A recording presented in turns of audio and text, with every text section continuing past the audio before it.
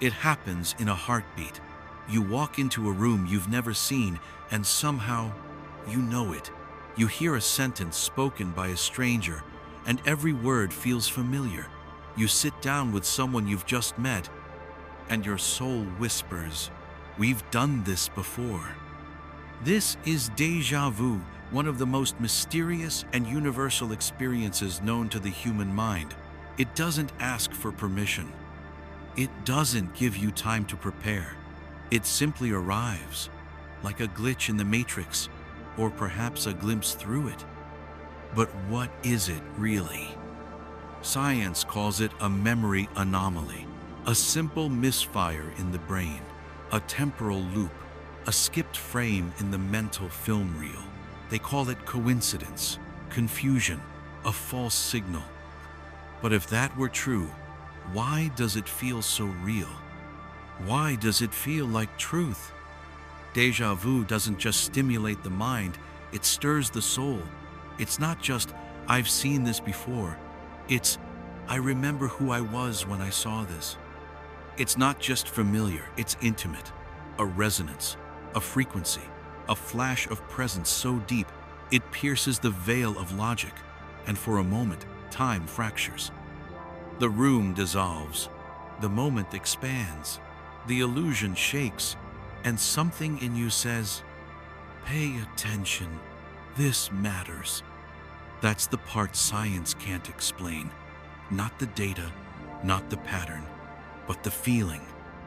The goosebumps, the breath that catches, the unspoken knowing. "I've been here before, but I'm not supposed to remember that." So what if déjà vu isn't an error? What if it's a door? What if, for a few seconds, your consciousness slips outside the linear timeline and re-enters a place it already visited long before your memory began? What if déjà vu isn't a glitch, but a glimpse? A glimpse into a higher truth, a reminder that this life is not your first, and this moment is not by accident. And that's where we begin, not with what déjà vu is, but with what it might be pointing toward.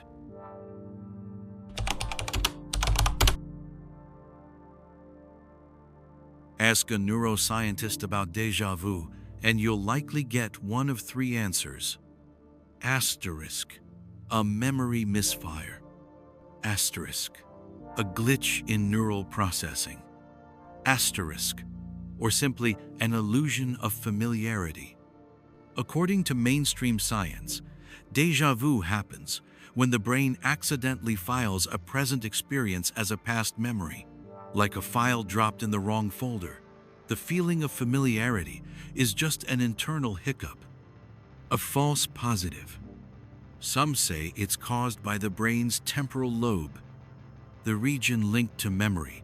Others claim it's a lag between the two hemispheres, as if one side of your brain sees the event a split second before the other, and mistakes that delay for memory. Another theory, that déjà vu occurs when short-term and long-term memory systems activate at the same time, making you feel like the moment has already happened, even though it hasn't. It's all neat, logical, measurable, but also hollow. Because while these explanations sound plausible, they don't explain the feeling. They don't explain the emotional depth of déjà vu, the way it grips your heart, not just your mind. The way some people cry during déjà vu, or stop in their tracks, or feel shaken to their core. They don't explain why déjà vu often happens in specific locations, with specific people, or in moments of major life transition. They don't explain why children experience it intensely, or why those on a spiritual path report it more frequently. And they certainly don't explain this. Why do some déjà vu experiences predict the future? Many people report déjà vu followed by precognition, knowing what someone will say next, where an object will be, or even foreseeing danger. That's not a memory misfire. That's accessing information from outside the linear timeline. But science doesn't like what it can't measure. So it boxes déjà vu in, reduces it, explains it away. Because to admit the alternative, that time may not be linear, that the soul may remember what the mind forgets, that you've lived before, would shatter everything we're taught to believe. So instead of asking why déjà vu feels real, science tries to convince us it isn't. But you know better. You've felt it, and you've remembered things you were never told. So maybe déjà vu isn't a misfire. Maybe it's a message.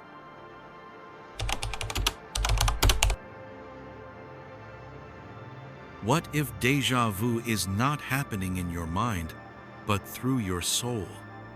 The idea of reincarnation is ancient. It spans continents, cultures, and sacred texts, from the Bhagavad Gita to the teachings of Pythagoras, from Tibetan monks to indigenous shamans. It suggests that you are not a one-time visitor on this earth, but an eternal traveler weaving through lifetimes. And what if, just for a few seconds, one of those lifetimes bleeds into this one? That feeling of déjà vu, the shiver in your chest, the sudden stillness, the overwhelming knowing. What if that's your soul, remembering a moment it already lived, in a different body, in a different age, but on the same energetic frequency? You enter a town you've never visited, but feel as if you could draw its streets. You touch a relic in a museum and suddenly feel tears rising. Uninvited, you speak a foreign language for the first time, and it rolls off your tongue like an old song. You call it coincidence, but your soul calls it recognition. Déjà vu might be a memory not from this life, but from the last one, or from 5 lives ago, or from a version of you that existed before names and nations, before history was written. This isn't fantasy. Reincarnation has been studied deeply, even in the West. Psychiatrist Dr. Ian Stevenson documented over 2,000 cases of children who remembered specific, verifiable details of past lives they had no way of knowing. And what was often the trigger for those memories? A place, a face, a feeling, just like déjà vu. What if your soul leaves behind breadcrumbs in time, energetic signatures embedded in locations, relationships, even moments waiting for you to return? And when you do, your body may not understand, but your soul does. That tingle, that quiet breath, that single word you've never heard but instantly understand. That's not memory, that's activation. A part of you waking up and saying, I've been here before, I did this before, but it was not in this body and not in this time. Déjà vu becomes a mirror, and in it, you don't see your past. You see your many selves layered like rings of a tree, each one feeding the next. And for just a second, you're not bound by the now. You are all of you, across time, space, and form.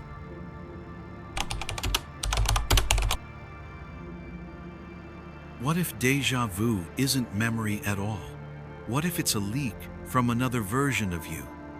In quantum physics, there's a theory known as the many worlds interpretation. The idea that every decision you make splits reality into branches, infinite versions of you living infinite outcomes in infinite timelines. Somewhere you said yes, somewhere else you walked away, somewhere you died before your time, and somewhere you're living a life so close to this one that the veil occasionally slips.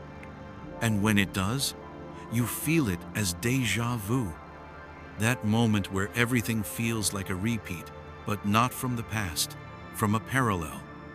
You walk into a conversation and know what will be said, not because you heard it before, but because another version of you already had this exchange in a slightly different timeline. You move to a new city and instantly feel at home, not because of reincarnation, but because your consciousness brushed against a reality where you've lived there your whole life. Deja vu becomes a quantum echo, the vibration of your soul across dimensions, rippling into the present. It's not linear, it's not logical, it's multidimensional. And in these rare moments, your consciousness collapses the boundary between realities. You feel the bleed through. Not a glitch, not a memory. A moment where the universe says, there is more than one you, and you're beginning to remember. Some mystics describe this as timeline convergence, when your various selves begin to align. You're not just dreaming of your other lives, you're absorbing them, integrating, becoming whole. And the more awake you become, the more frequent the echoes. Not just déjà vu, but synchronicity, intuition, quantum intuition, the knowing that cannot be explained. Because your soul is not bound to one track. It is a weaver of realities. And déjà vu? It's the stitch that reveals the thread.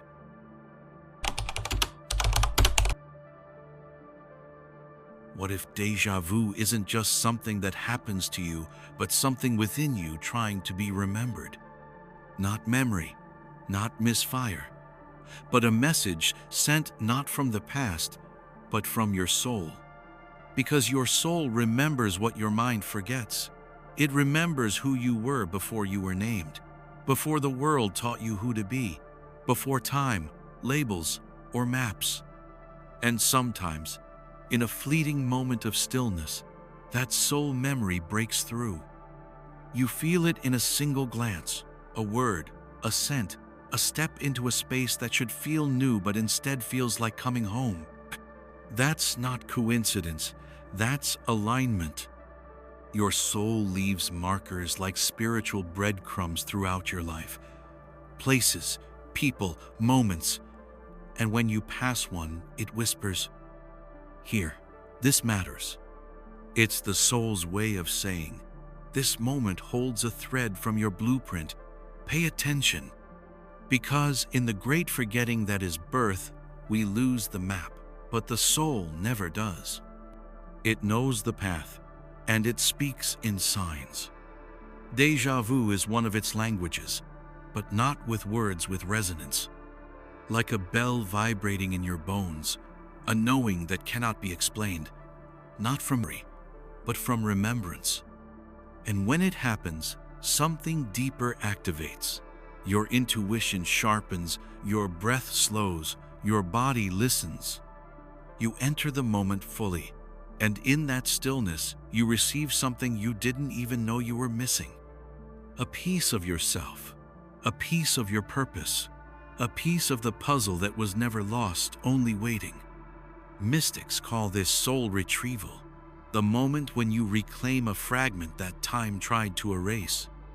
And maybe that's what déjà vu really is, not a mirror to the past, but a mirror to your whole self reflected through the moment, reminding you, you are not lost, you are remembering. And every time you do, you come home to yourself.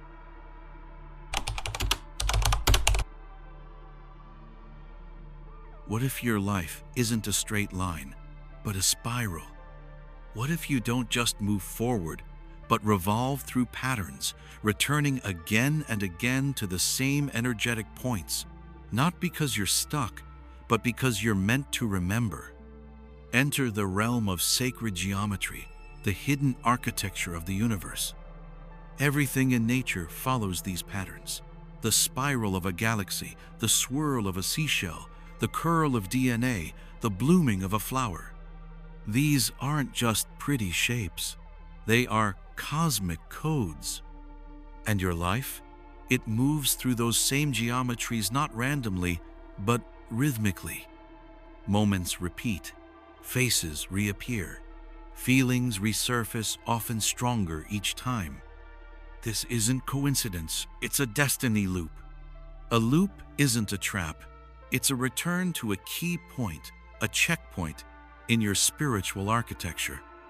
And déjà vu, that's the moment when you arrive at the loop again. It's your soul passing through a known node, a sacred point of activation.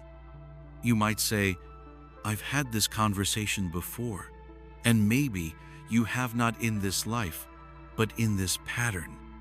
Some call this the flower of life, the sacred grid of repeating moments, souls, and symbols, a divine lattice woven across timelines, incarnations, and probabilities. And each time you reach one of these intersections, you're offered a choice. Repeat the pattern or rewrite it. That's why some déjà vu moments feel neutral and others feel charged, emotional, even painful. They are echoes of choice, echoes of karma, echoes of purpose.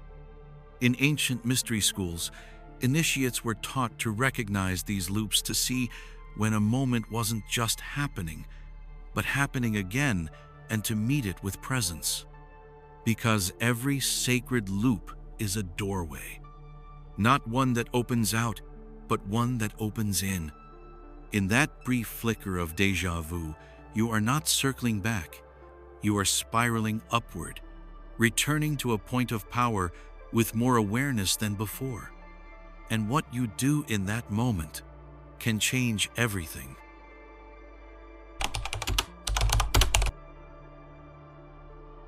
Have you ever had déjà vu and thought, wait, did I dream this?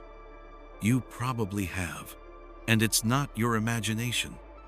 Because sometimes déjà vu doesn't come from memory, but from a dream you forgot you had. You see, dreams aren't just stories your mind creates. They're maps, messages, echoes, and in certain moments of life, those maps become visible again. Déjà vu may be a remembered dream coming true. The strange part? You don't remember the dream until the moment happens. You walk through a doorway. You hear a phrase. You turn your head and suddenly, every detail is exactly as it was in your dream. And for 1 second, time doesn't just bend, it collapses. Why? Because in the dream world, you are not bound by linear time. You don't experience the past, present, and future. You experience all at once. You visit other versions of yourself. You receive previews of events before they manifest. You connect with people who haven't yet entered your waking life. And when your waking life eventually catches up to what your dream already saw, that's when déjà vu strikes. You're not just remembering, you're realigning. You're syncing with a frequency you've already visited in the astral realm, the in-between space where souls travel at night. This is why ancient traditions treat dreams with reverence. To the Egyptians, dreams were portals to divine knowledge. To the Aboriginal Australians, the dream time was a higher dimension, more real than waking life. And now, modern neuroscience is starting to admit our dreams are not random. They prepare us, warn us, activate us. Maybe déjà vu is a moment when the veil lifts and the dream world bleeds into waking life. You're not hallucinating. You're receiving confirmation that you are on the right path, a path your soul already walked while your body slept. You don't need to remember the dream, your soul already does. And in the language of the soul, déjà vu is a single word. Yes.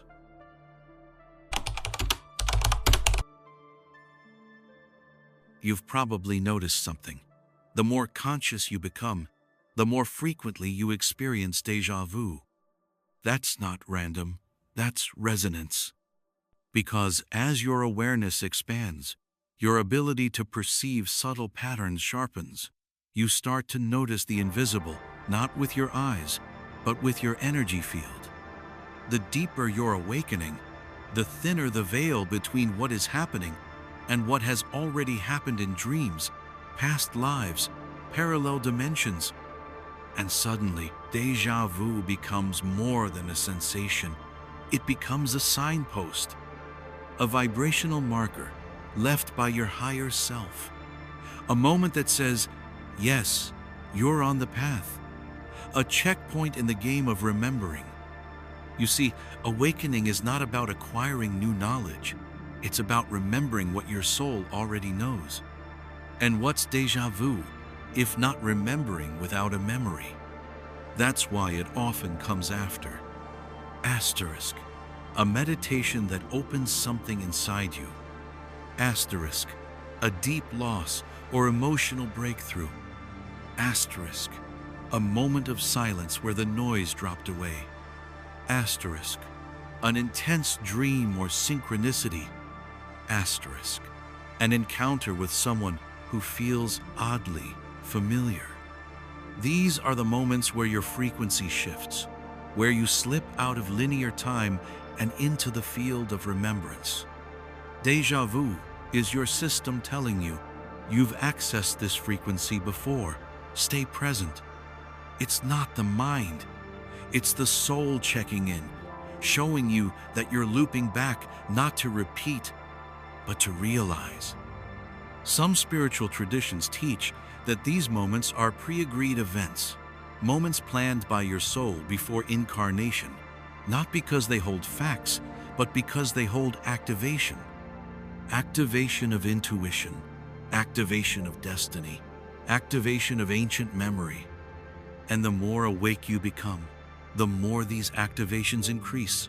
You'll feel them everywhere, in the silence, in the sky, in the most mundane conversations. Because awakening doesn't just change what you think, it changes what you're able to recognize.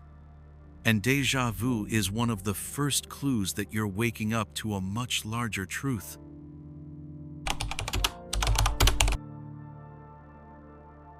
Let's say it clearly. You've been here before, not just in this moment, but in this lifetime, this lesson, this loop. And now the question is not if, but why? Why are you returning to this point in time? Why this person, this place, this precise second? The answer is simple yet profound. Because this moment contains something you left behind. Maybe it's a truth you were not ready to hold, a part of yourself you were too afraid to claim, a choice you didn't fully own. And now, the universe brings you back, not to punish you, but to offer another chance. Déjà vu isn't just a flash of recognition, it's a signal of destiny. It says, this isn't new, but this time you are. Because you're not the same person who walked this path before, even if the scenery looks identical, even if the lines feel rehearsed, even if the moment feels like a rerun of some forgotten life. This time, you're different. This time, you can choose with awareness. And that's the deeper magic of déjà vu. It doesn't repeat the moment. It restores your power inside it. You remember, and in that remembering, you reclaim your authorship. You don't just live the moment. You rewrite the contract you once signed unconsciously. Maybe you were meant to speak but stayed silent. Maybe you were meant to leave but stayed small. Maybe you were meant to love but hid your heart. This is your invitation to do it differently.